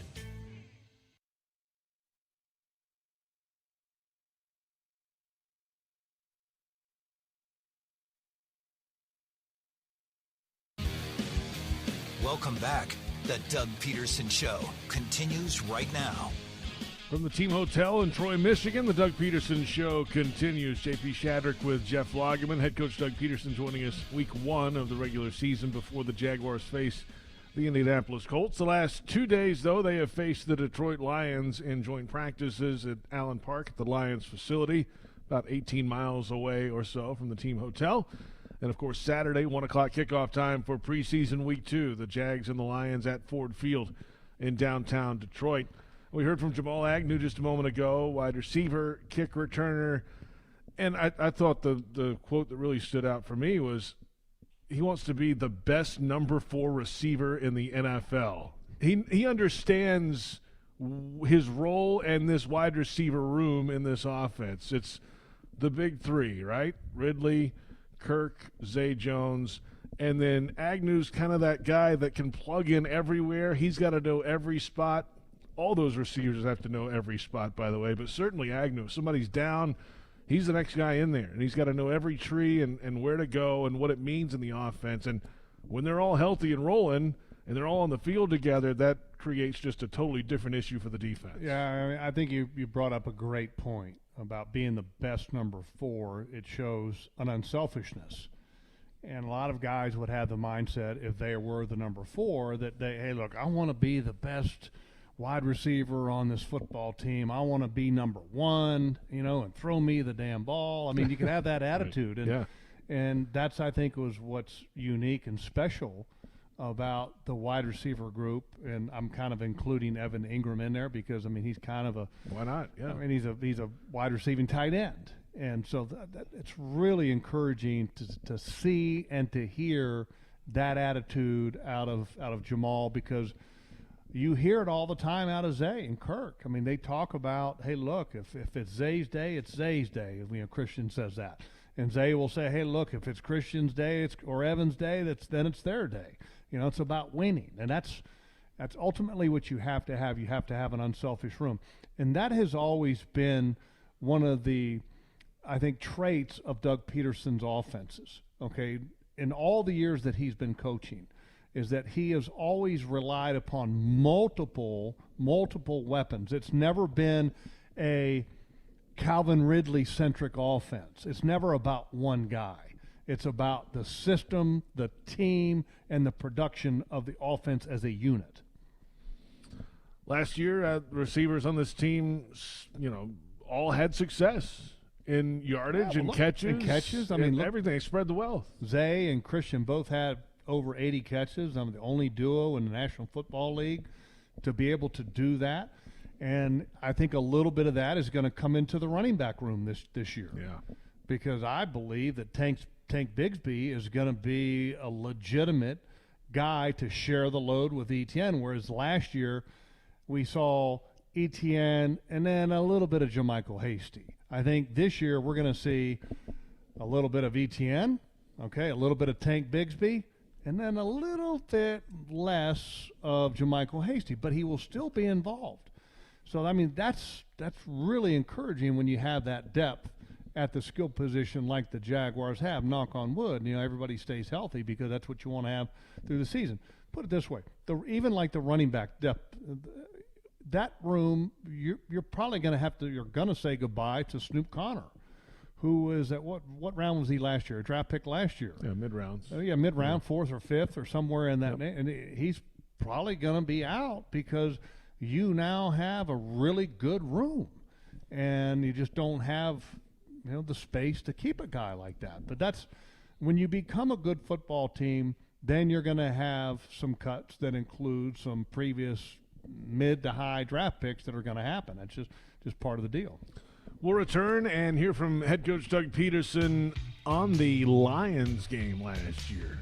The Lions put a 40-burger on the Jags last season. 40-burger.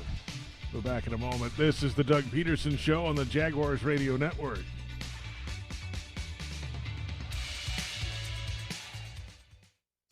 Hey, Jags fans, Everbank is driven by performance, strength, and security. Start building your legacy today with Everbank's Yield Pledge accounts, all of which deliver a yield in the top 5% of competitive accounts nationwide. Visit everbank.com/Jaguars for your earned advantage. Everbank, member FDIC, and the official bank of the Jacksonville Jaguars. Jaguars fans are gearing up and saving big at Fanatics.com, the world's largest collection of officially licensed fan gear from all the leagues, teams, and Jaguars players you love. Shop the most trusted brands, exclusive designs by Fanatics, and autographed collectibles from today's biggest stars. Join Fanatics Rewards today and earn fan cash on every purchase.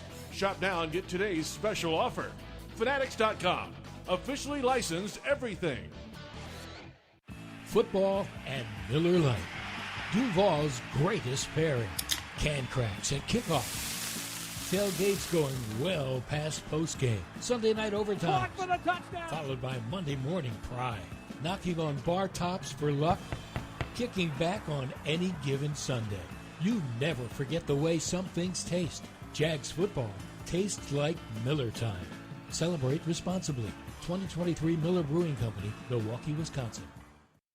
America, it's time to gear up and get out there in a new Ford vehicle. And it all starts at your local Ford dealer during the Discover Summer Sales Event. Choose from a great selection of Ford trucks and SUVs equipped with the tech and comfort you need to discover your best summer ever. With a large inventory in stock, now is the best time to trade in, trade up, and discover summer with Ford. This is your time to discover summer at your local Ford dealer. Cancer patients across the Southeast make Baptist MD Anderson Cancer Center in Jacksonville their first choice for treatment. Dr. Jonathan Melquist explains why. We have so many resources that can help a patient from the very onset, and we just have a degree of unity and cohesive care that is hard to match. It's especially with the tougher cancers that we really excel. Appointments available now. Call 844-632-2278. As the official supermarket of the Jacksonville Jaguars, Publix is helping fans gear up for game day with the limited-time Jaguars sub. Piled high with hot deli chicken tenders, boar's head bacon, cheddar cheese, coleslaw, and barbecue mayonnaise on a white sub roll. The Jaguars sub is an easy, delicious meal for any fan. Make it an ultimate game day by ordering the Jaguars sub online for in-store pickup. Publix, where shopping is a pleasure. Welcome back. The Doug Pederson Show continues right now. There's moments throughout a course of an NFL year where there's games, there's situations. It could be an injury to your team, whatever it might be that kind of spurs a little bit inside of everybody, coaches and players, and obviously that was a moment that wasn't our best, and we seemed to kind of figure it out from there and flip it around after that. I'd say that's head coach Doug Pederson discussing last season's loss to the Detroit Lions at Ford Field, a 40-14 final. The Lions blasted the Jags that day here in Detroit. Welcome back to the Doug Pederson Show. JP Shadrick, Jeff Lageman.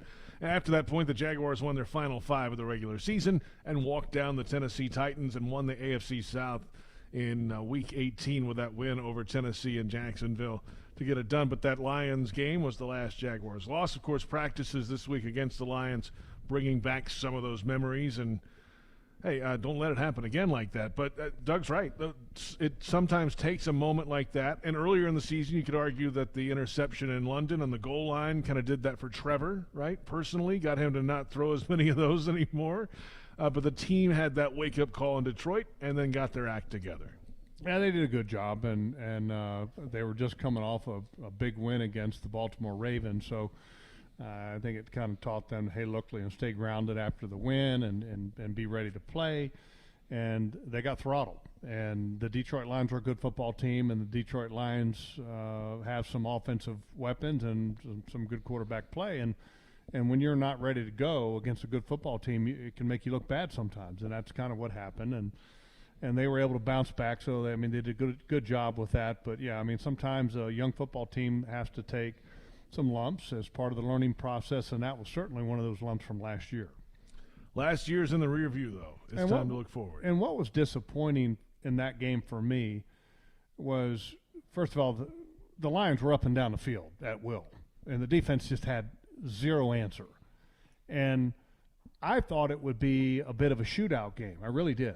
Because the Lions' defense at that time, if you'll remember, they were like one of the worst defenses in the league.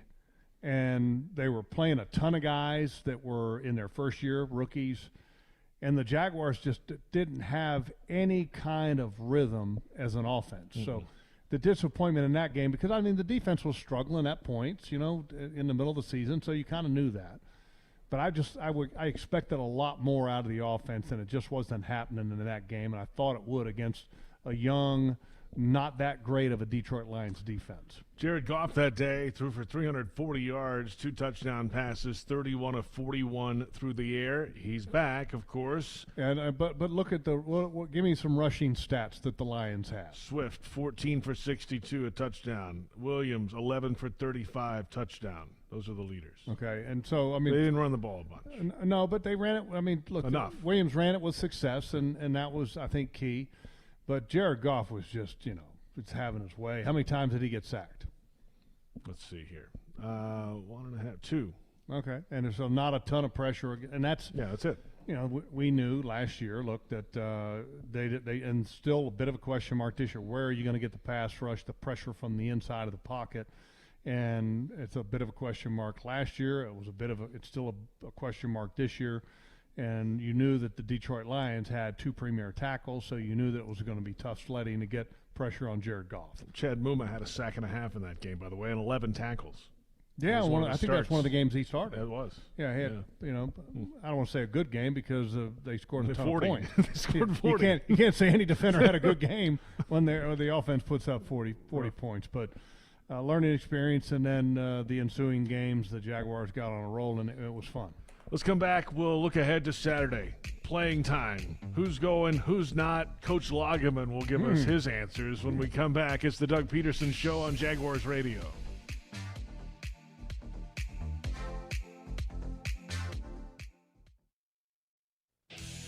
Crown Royal's That Deserves a Crown program recognizes local heroes for making a positive impact in the community. The Jaguars and Crown Royal are giving back to those who served this season, celebrating these individuals with the ultimate VIP Jaguars home game experience. Nominate someone who deserves a crown today at jaguars.com/Crown Royal Promotion. Please drink responsibly. Hey Jaguars fans, it's always game on with Dunkin'. So grab a coffee and kick off the action, whether that's drinking a cup of coffee on your way to the game or grabbing one to go before watching at home. Dunkin' is always there to help you get your game on. Just like the pros, we need to be at our best come game time, which is why Dunkin' is the most important part of your game day ritual, because it's always the best call for football. America runs on Dunkin'. Frank Frangie here. When you want barbecue in Jacksonville, you want Bono's Pit Barbecue. You can find Bono's locations all around town and on game day at Everbank Stadium because Bono's is the official barbecue of the Jacksonville Jaguars. Over 70 years of authentic Southern Pit barbecue. We are the local barbecue joint in BBQval for generations of people in Jacksonville. Go to bonosbarbecue.com to learn more or call 904-880-8310 today. And remember, if you don't see a pit, it ain't legit.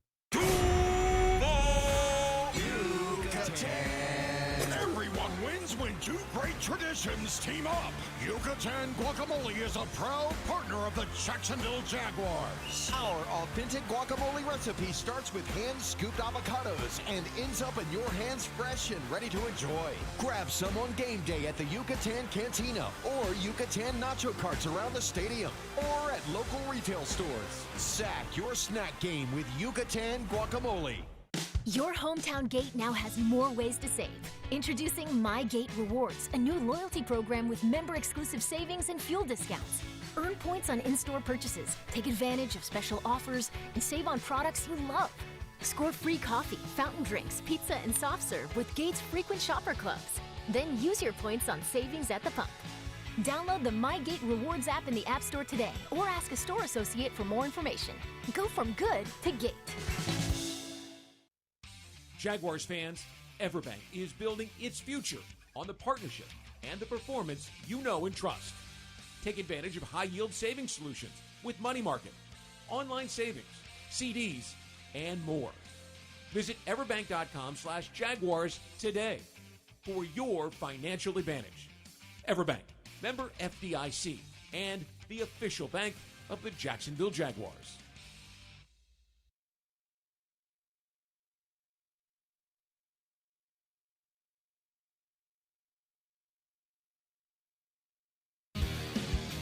Welcome back. The Doug Pederson Show continues right now. Final moments of the Doug Pederson Show from the Team Hotel in Troy, Michigan, just outside of Detroit. JP Shadrick with Jeff Lageman. The Jaguars and the Lions coming up Saturday, 1 o'clock kickoff time from Ford Field, Detroit. It's preseason week 2. They got some work against the Lions in pads yesterday, without pads today. A lot of starting reps out there the last 2 days, so you might not see many of those guys go on Saturday. You'll see a few. Who should play in the game? Before we go to the game, just real quick, I think as a player, when you have the opportunity to change up the schedule, doing this kind of a thing, where you travel and you practice against a team, it was great because it just broke up the monotony. And it wasn't like it was this is not a pleasure trip. It's still a business trip, but it's just nice because it's different. And when you have the opportunity to play in a game as far as who's going to play, who's not going to play, I think we're going to see a lot of backups in this situation. We'll see some select starters that they feel like that they need the reps. And I think on offense, your young players, your young tackle, Walker Little will probably play. If he's healthy, Anton Harrison will probably play a little bit as long as he's not at risk of getting a setback with the shoulder.